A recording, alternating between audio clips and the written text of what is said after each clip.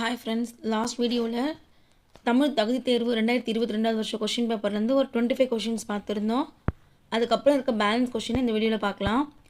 Question number 26, ஒளி மற்றும் பொருள் வேறுபாடு அறிந்து சரியான பொருளை அறிதல். வெறி கமழ் கழனியுள் உழுனர் வெள்ளமே, இவ்வடி உணர்த்தும் பொருள் என்ன அப்படின்னு கேட்டிருக்காங்க. வெறி கமழ் கழனியுள் உழுனர் வெள்ளமே, இங்கே வெள்ளமே அப்படின்னு சொல்லும்போது நம்ம இந்த கடல் அலை வெள்ளம் அந்த நீர் பெருக்கால் ஏற்படுற வெள்ளம் நினச்சிக்கூடாது. உழுனர் வெள்ளம், உழுனர் அப்படின்னு சொல்லும்போது உழவர்கள் வந்து வெள்ளமாக அப்படியே வெள்ளம் மாதிரி திரண்டு நிறைய பேர் இருந்தாங்க அப்படிங்கிற மீனிங்கில் சொல்கிறாங்க. இதோட ஆன்சர் வந்து ஆப்ஷன் ஏ, மனம் கமழும் வயலில் உழவர் வெள்ளமாய் நிறைந்திருந்தனர். நெக்ஸ்ட் கொஷின் 27, ஒளி வேறுபாடு அறிந்து சரியான பொருளை எழுதுக. கூரை கூரை, முதல்ல இருக்க கூரை பாருங்கள், அது வீட்டின் கூரை நமக்கு தெரியும். அது மற்ற ஆப்ஷனை பாருங்கள், புடவை கொடுத்துருக்காங்களா. அப்போ ஃபஸ்ட்டு ஒனுக்கு வந்து வீட்டின் கூரை அப்படிங்கிறது தான் சரியான விடை. ஆப்ஷன் பி, வீட்டின் கூரை புடவை. 28, மதி என்பதன் தவறான பொருளை தேர்ந்தெடுக்க. மதி அப்படின்னு சொல்லும்போது அறிவு, நிலவு, ஞானம் அது மூணுமே அதோட சரியான பொருள். அப்போ இதில் தவறான பொருள் வந்து பகலவன். பகலவன் சொல்லும்போது அது சூரியனை குறிக்கும், அதனால் அதுதான் தவறான பொருள். வேழம், வேழம் என்பதன் தவறான பொருளை தேர்ந்தெடுக்க. வேழம் சொல்லும்போது பிடி, களிறு, பெண் யானை இது எல்லாமே ஒன்றா தான் இருக்கும். ஸோ சிங்கம் அப்படிங்கிறது தான் வந்து தவறான பொருள். வேர்ச்சொல்லை தேர்வு செய்க. வேர்ச்சொல், வேர்ச்சொல் அப்படின்னும் போது நம்ம மெயினாக பார்க்க வேண்டியது ஒரு கண்டிஷன் என்ன அப்படின்னா, வேர்ச்சொல் பொதுவாகவே கட்டளை பொருளில் தான் வரும். அதை வச்சு நம்ம கண்டுபிடிக்கலாம். பாருங்கள், ஓடினான், ஓடினான் என்பதோட வேர்ச்சொல் கேட்டிருக்காங்க. ஓடி அது வந்து கட்டளை பொருளில் இல்லை. ஓடின அதுவும் அதுக்கு ஏற்ற மாதிரி இல்லை.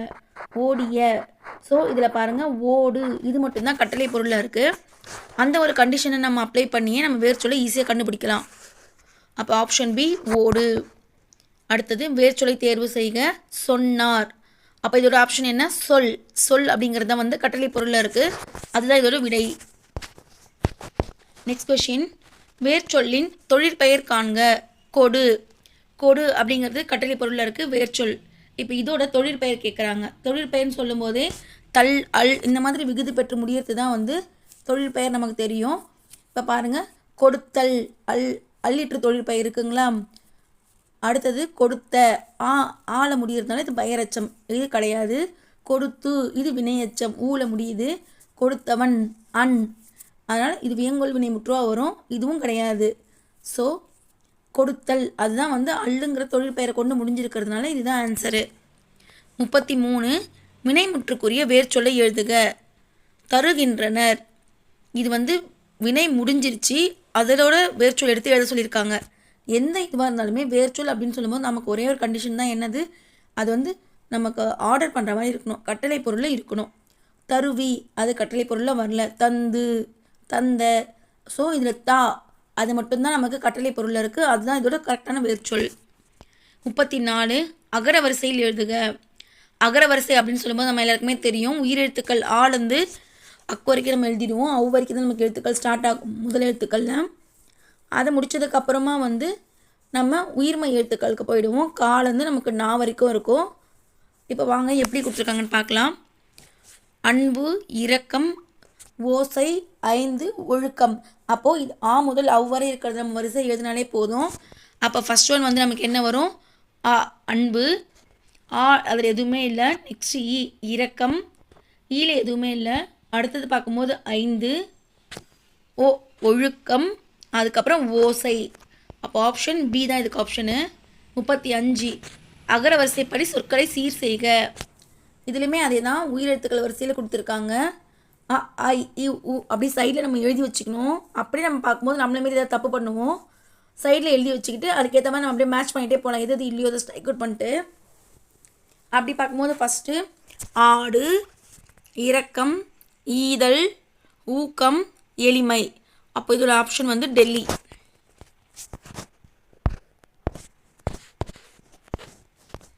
நெக்ஸ்ட் கொஷின் 36, அகர வரிசையில் எழுதுக. இப்போ பாருங்கள், உயிரெழுத்துக்களில் 2 அகர வரிசை பார்த்தோம், இது வந்து உயிர்மை எழுத்துக்கள் வரிசையில் கொடுத்துருக்காங்க. இப்போ நம்ம கா அப்படின்னு எடுத்துக்கும் போது கக்கா, கிக்கி, குக்கு, கெக்கே, கை, கொக்கோ, கவ் அப்படிங்கிறத அந்த கா வரிசையை ஃபஸ்ட்டு எழுதி வச்சுக்கணும். எழுதி வச்சுக்கிட்டோம்னா அதில் ஒவ்வொன்றா செக் பண்ணும்போது நமக்கு ஆன்சர் ஈஸியாக இருக்கும். அப்போ கற்றல், காணுதல், கிளி, கீசு, கொம்பு அந்த வரிசையில் கொடுத்துருக்காங்க. Option A 37. இதுவும் அகரவரிசையில் எழுதுக தான். இதில் பாருங்கள், இதில் வந்து உயிரெழுத்துக்கள் உயிர்மெய் எழுத்துக்கள் கலந்து கொடுத்துருக்காங்க. உயிரெழுத்துக்களில் ஆ மட்டும்தான் வந்திருக்கு, அலுவலர். அப்போ அதுதான் ஃபஸ்ட்டு. ஆப்ஷனில் பார்க்கும்போது நம்ம வேறு எதுவுமே பார்க்க தேவையில்ல, ஆள் ஆரம்பிக்கிறது அது ஒன்று தான் இருக்குது. ஆன்சர்னு போட்டு போயிடலாம். அப்போ நம்ம டைம் வேஸ்ட் பண்ண வேண்டியதே இருக்காது. சரி, நெக்ஸ்ட்டு பாருங்கள். இது வந்து மா வரிசையில் வந்திருக்கு. அப்போ மா மோ அவ்வளோதான். மக்கள், மாந்தர், மொழி. விடை வந்து பாம்பே. அடுத்ததும் அகரவரிசையில் எழுதுக தான். இது பார்த்திங்கன்னா இது உயிரெழுத்துக்களே தான் கொடுத்துருக்காங்க. அ ஆ அப்புறம் உ ஏ ஔ இது மட்டும்தான் இருக்குது இந்த வரிசையில். Option C 39. இதுவும் அகரவரிசைப்படி தான். இது வா வரிசையில் கொடுத்துருக்காங்க பாருங்கள். வா வி வி அப்படியே வரிசையாகவே ஃபஸ்ட்டு 4 எழுத்துக்களே கொடுத்துட்டாங்க. அதனால் நமக்கு ஈஸியாக இருக்காது. நெக்ஸ்ட்டு அகரவரிசை படிச்சப்படி சீர் செய்க. இதில் பார்த்தீங்கன்னா இது தா வரிசையில் கொடுத்துருக்காங்க. த தா தி தி து து தெ தே தை தொ தோ தௌ. இதில் தாள எதுவுமே இல்லை. அடுத்தது தாண்டுதல், தீல எதுவுமே இல்லை, தித்தி எதுவுமே இல்லை. அப்புறம் துன்பம், தூண், தே எதுவுமே இல்லை, தேன்.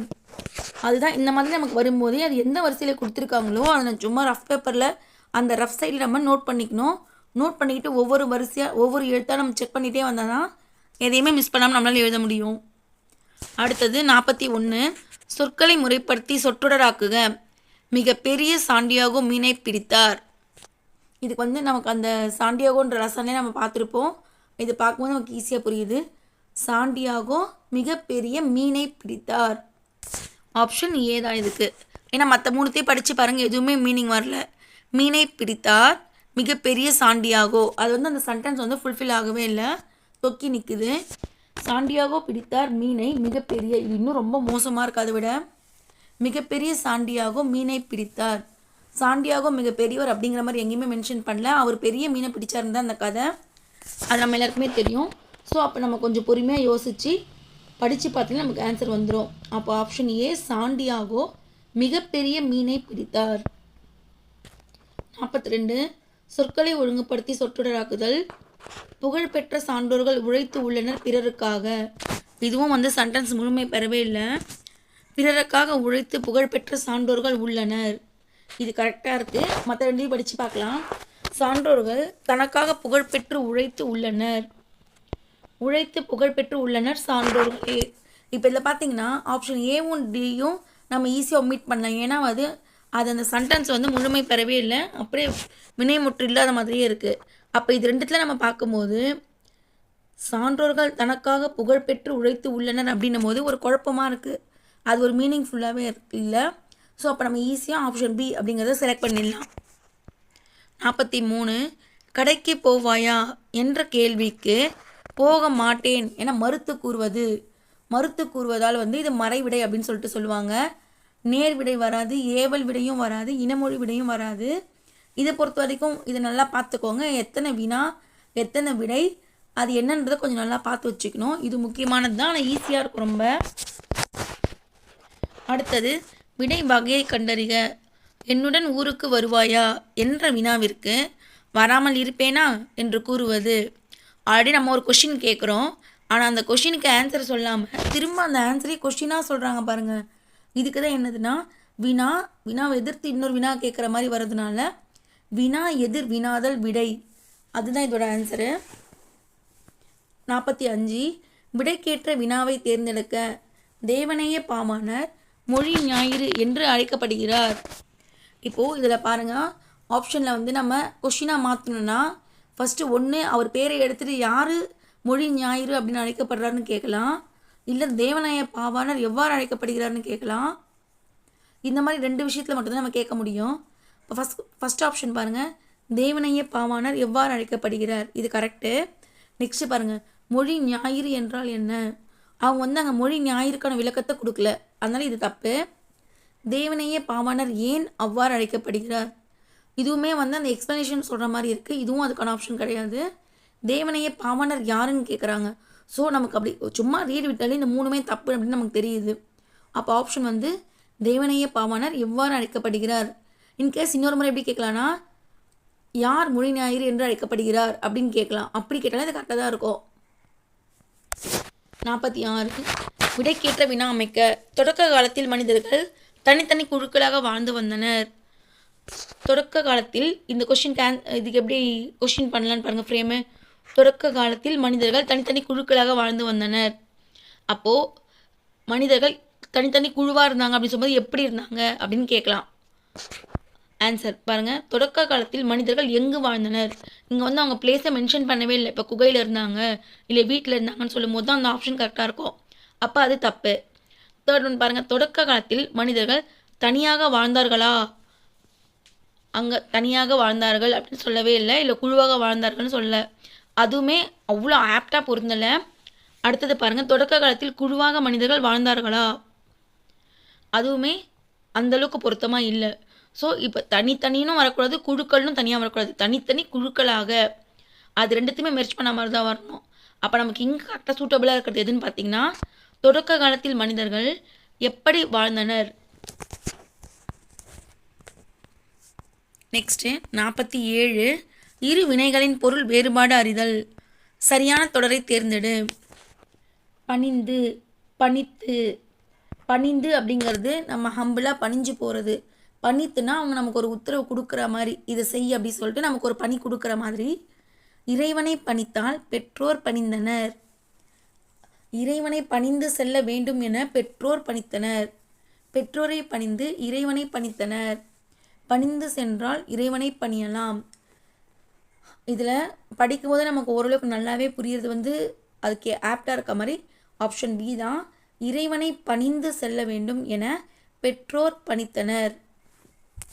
மற்ற ரெண்டுமே பாருங்கள், பெற்றோரை பணிஞ்சு போனோம் சொல்லிட்டு இறைவன் வந்து நம்மளை பணிக்கலை, அது தப்பு. பணிந்து சென்றால் இறைவனை பணியலாம், இதுவுமே அவ்வளோ பொருத்தமாக அங்கே அமையல. ஸோ ஆப்ஷன் பி தான் அதுக்கு கரெக்டு. 48 இரு வினைகளின் பொருள் வேறுபாடு அறிதல். சரியான தொடரை தேர்ந்தெடுக்க. மாறு, மாற்றி. மாறு அப்படிங்கிறது நம்ம ஒன்று மாறி இருக்கிறது, மாற்றி அப்படின்போது ஒன்றத்தை மாற்றுறது. ஸோ பாருங்கள், மாறு வேடத்தில் பரிசு பெற்றவுடன் வேடத்தை மாற்றிக்கொண்டார். மாறி வந்தவர் பரிசு பெற்று மாற்றிக்கொண்டார். வேடம் மாறிக்கொண்டு பரிசை மாற்றினார். மாறி மாறி வந்தவர் பரிசை மாற்றினார். நமக்கு படிக்கும்போதே புரியுது. அப்போ ஃபஸ்ட் ஒன் தான் ஆப்ஷன். 49 உள்ளங்கை நெல்லிக்கனி போல. ஓமை கூறும் பொருள். உள்ளங்கை நெல்லிக்கனி அப்படின்னும் போது நம்ம உள்ளங்கையில் வச்சுருக்கிற நெல்லிக்கனி வந்து வெளிப்படையாக எல்லாருக்குமே தெளிவாக தெரியும், அதுதான் சொல்கிறாங்க. ஸோ அதுக்கு ஆன்சர் வந்து வெளிப்படை தன்மையாக. 50 கிணறு வெட்ட பூதம் கிளம்பியது போல. ஓமை கூறும் பொருள் தெரிக. நமக்கு கிணறு வெட்டினா பூதம் வரும் அப்படிங்கிறது நம்ம யாருமே எக்ஸ்பெக்ட் பண்ண மாட்டோம். அதனால் அது தற்செயல் நிகழ்வும் கிடையாது, நம்ம எதிர்பார்த்த ஒரு நிகழ்வும் கிடையாது. அது ஒரு பயனற்ற செயல்னு சொல்ல முடியாது. ஏன்னா நம்ம கிணறு வெட்டணும், தண்ணி வேணுன்றது ஒரு பயனுள்ள செயல் தான். அதனால் அதை பயனற்ற செயல்னு சொல்ல முடியாது. கிணறு வெட்டுறது நம்ம எதிர்பார்த்த ஒரு செயல், ஆனால் அதுலேருந்து பூதம் கிளம்புறது அப்படிங்கிறது நம்ம எதிர்பார்க்காத ஒன்று இல்லையா. அதனால் எதிர்பார்க்காம ஒரு விஷயம் நடக்கும்போது அது இதை மாதிரி சொல்கிறாங்க. கிணறு வெட்ட பூதம் கிளம்பியது போல அப்படிங்கிற ஒரு ஊமை மூலமாக எடுத்துக்காட்டாக சொல்கிறாங்க.